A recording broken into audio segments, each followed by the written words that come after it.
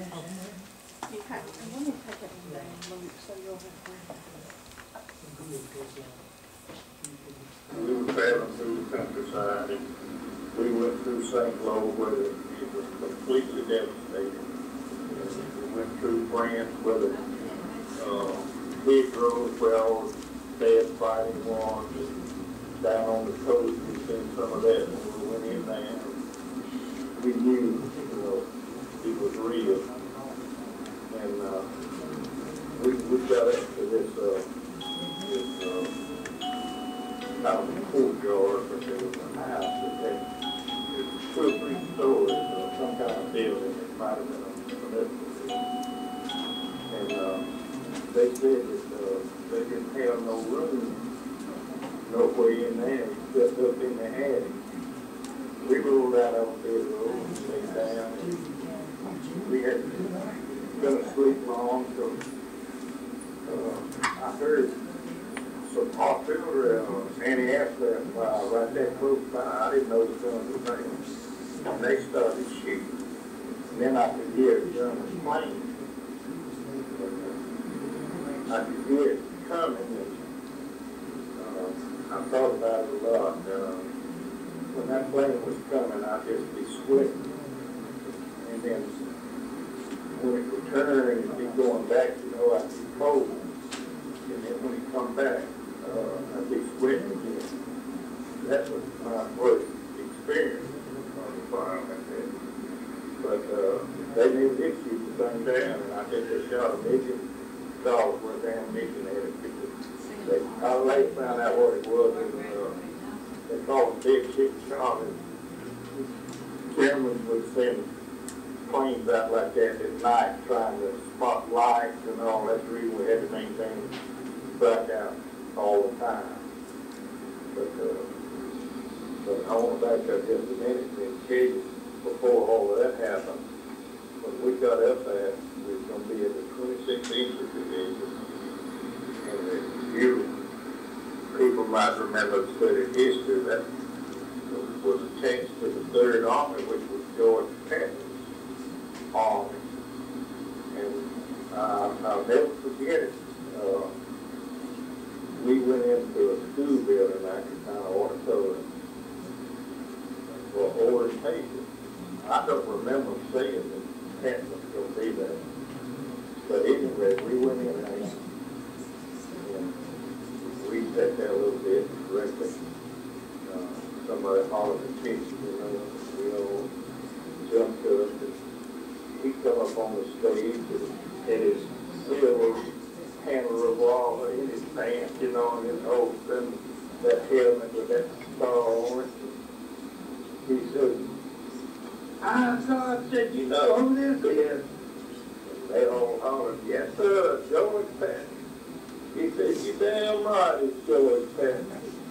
He said, you remember all that crap they taught y'all back in the States about digging holes? Yes, sir.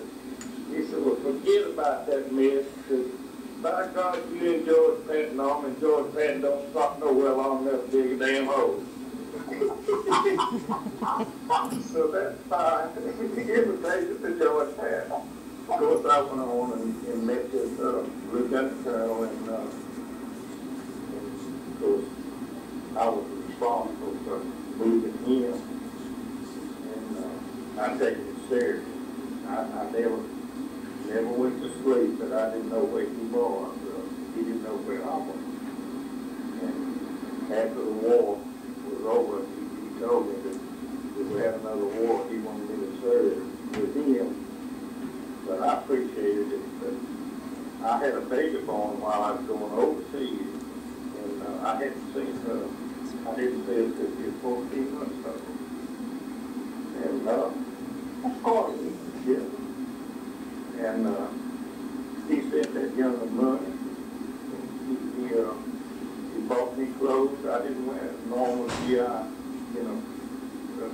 like combat boots, and he was just a real nice guy.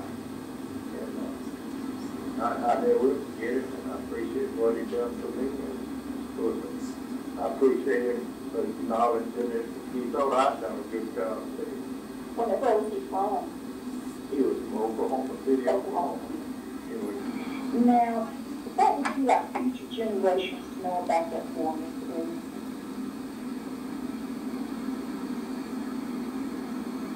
That's a hard question. I would even like for them to just know it was false and the freedom that they enjoy.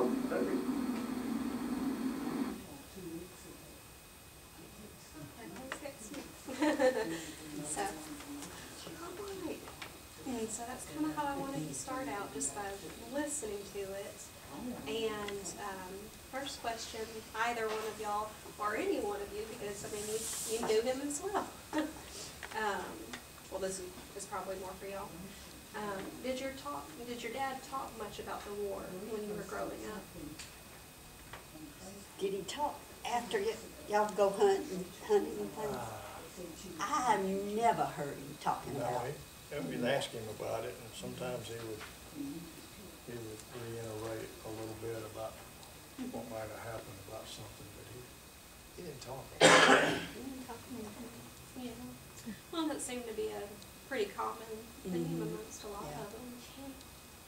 So, do you want to ask the next one? Sure. So how do y'all feel about the legacy of the parent who fought in the war? We were raised in a very patriotic home. We loved this country, I could see that. Yeah, considering. and I was very proud of it. And we're so thankful for him here because, like you were saying, he was responsible for interviewing a lot of these veterans, and we wouldn't have these oral histories without him. So, gosh, we appreciate him so much. He Yeah, took he's great a very patriotic guy, but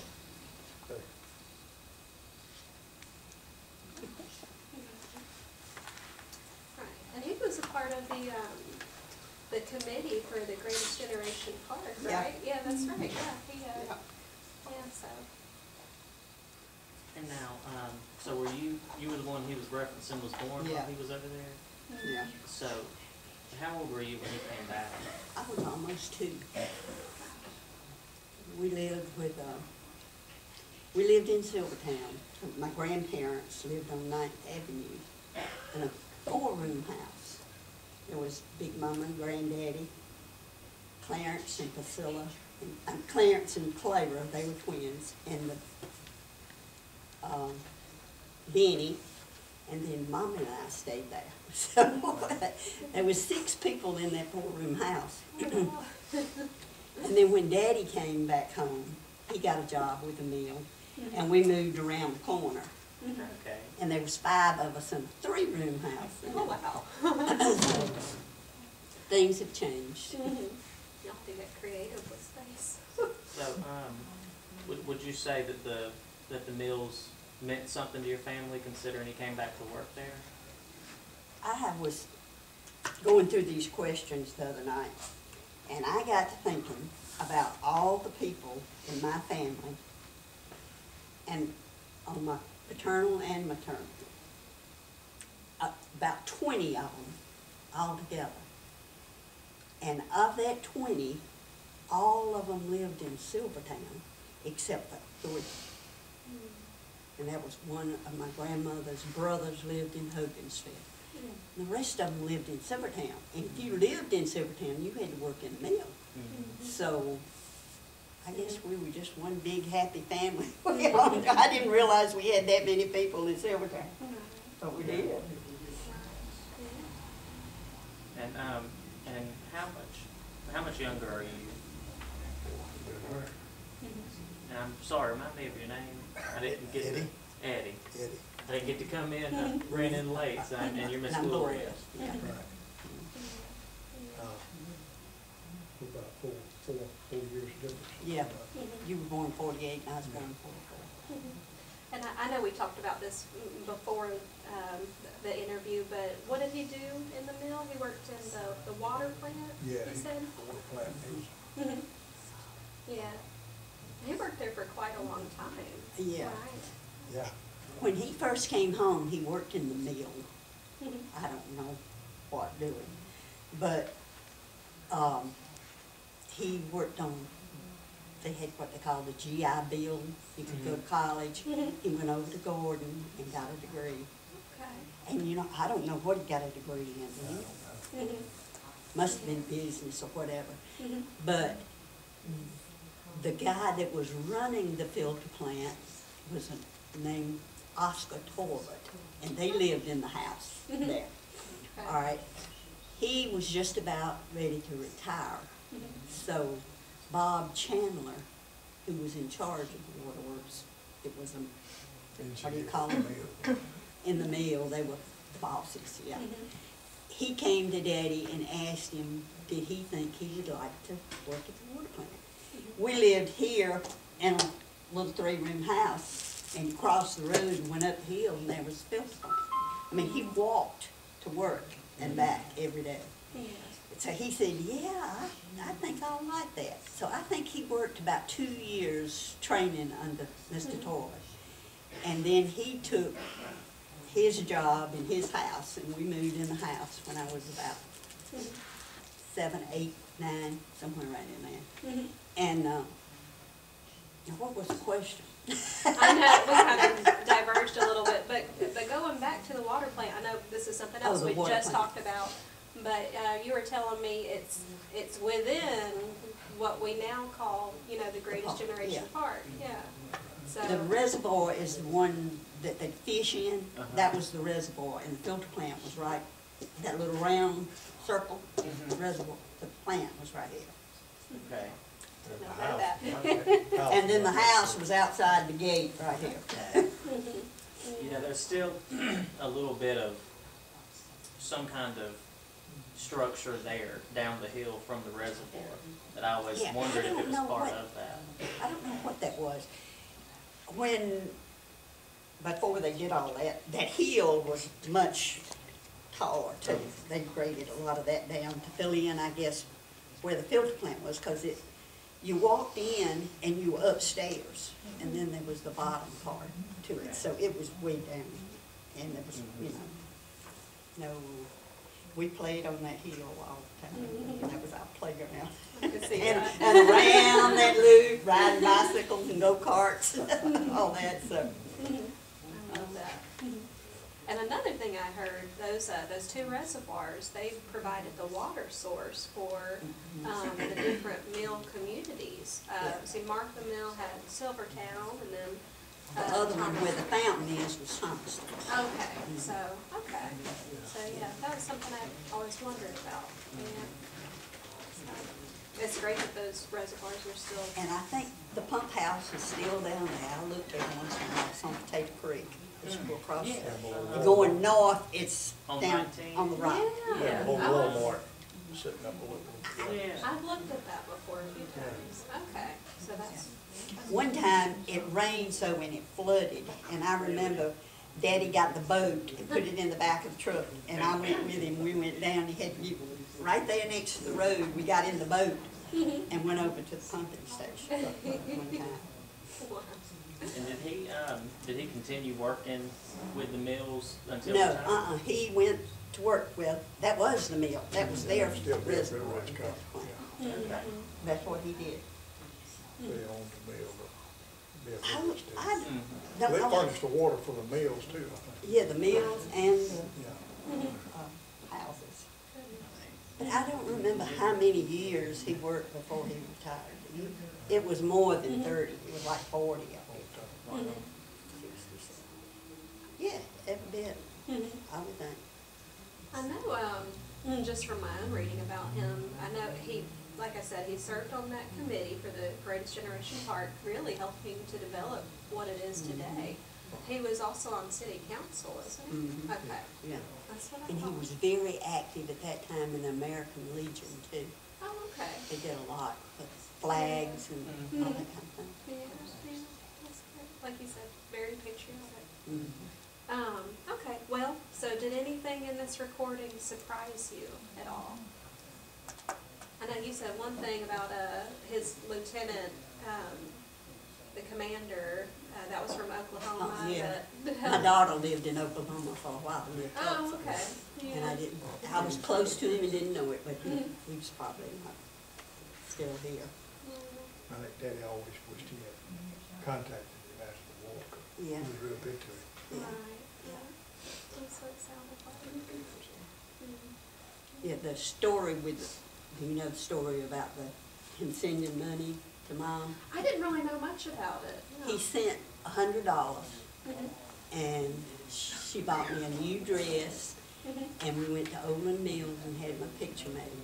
And she sent him a picture, the Lieutenant Colonel a picture, and Daddy a picture. And I have the 8x10. Mhm. That's so sweet. Mhm. He took a real interest in your dad. Yeah. And Daddy drove him all over Europe. He said, "They give me a map." And I said, "All right, I'll get you there the best way I can." 'Cause never been to France and Germany. He went, I heard him say he went to France, Austria, and I don't know if they went into Germany. I think so. I don't know. I remember him talking about everywhere they went, you know, he took the colonel wherever he needed to go, Yeah. and they'd get to the destination. The colonel would tell them, say, "This is my driver, gonna take care of it." So They they very provide seldom. him- They provide him a place, you know, a place to sleep, a cot, you know. I think that was on the tape too. They very seldom ever Right, separated. Yeah. They were there. He always together. knew where he was. He told me yeah. of instances that they would, the front line would move closer to where they were. And they'd start receiving bombs, close by and all. And a few times they got up, he'd go get the colonel, so he got to go. And they would have to back, move back from the front line.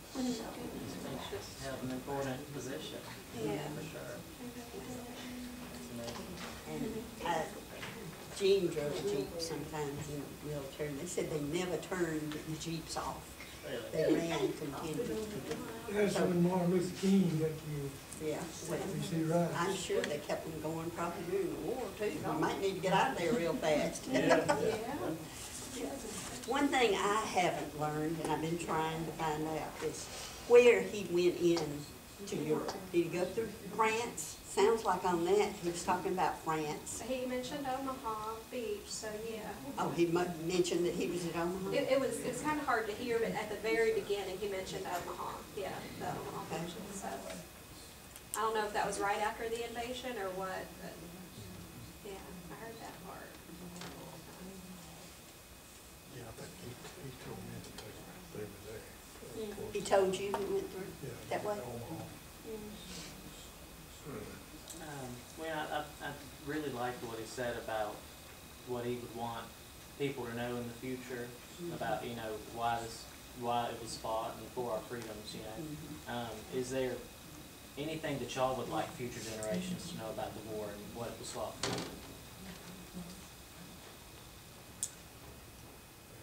I think if the person loves their country, they would sacrifice for that country. I think that's something he believed in too. I think people need to be aware, you know, that freedom is not free. No. Right. Right. You know, that's something I would hear him say in a lot of these recordings when he was the one interviewing. He would say, you know, the real heroes are still over there, and you know, he cared so much. He is an inspiration, really.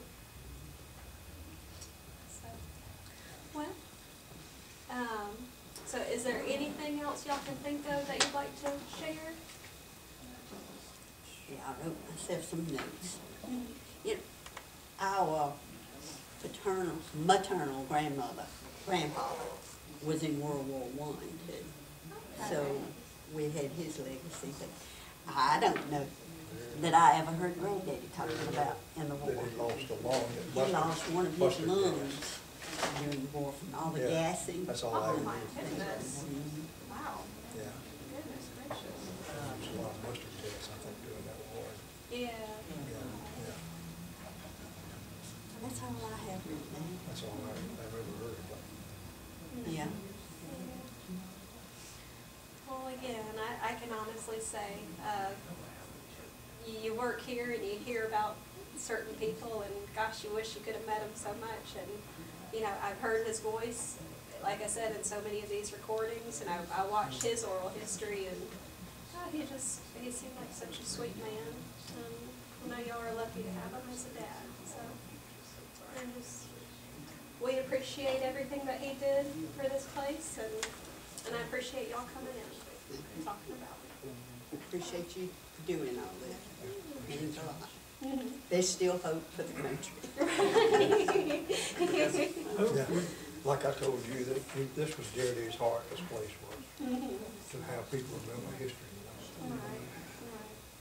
Yeah. That is amazing. It's because of people like him that we do still have hope, you know? Yeah.